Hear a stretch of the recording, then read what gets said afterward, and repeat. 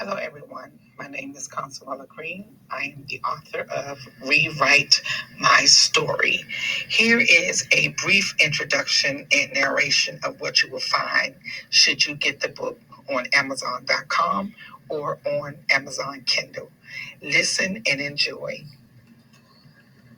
Imagine Naomi standing in Bethlehem, her heart as shattered as the pieces of her life. She feels as though she has been broken beyond repair, stripped of her family, her home, and even her sense of identity.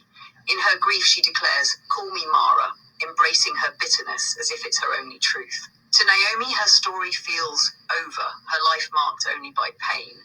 But in this moment, God sees something she doesn't. She is still in his hands, just as clay remains in the hands of the potter. This image brings us to another story, the story of the prophet Jeremiah.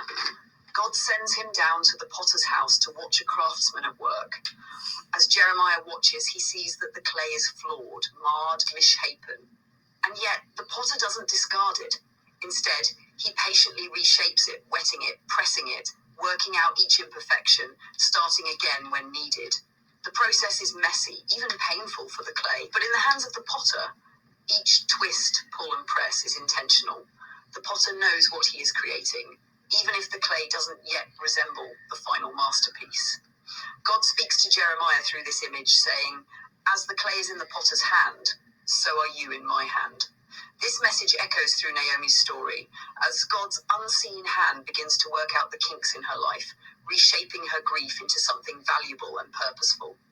Just as the potter keeps working with the clay, even when it needs to be broken and reformed, God stays with Naomi, transforming her bitterness into a pathway of blessing.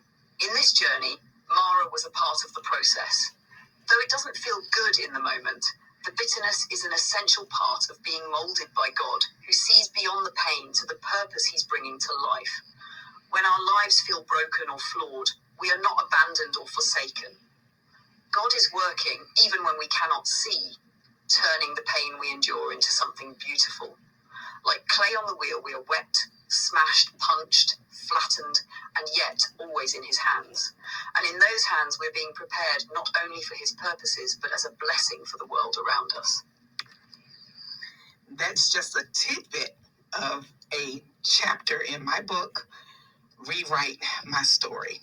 And if you see yourself in this story, you ever felt like you were being punched, squeezed, stretched, and pulled by God, only for a greater purpose?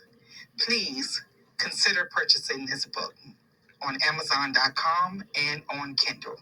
God bless you.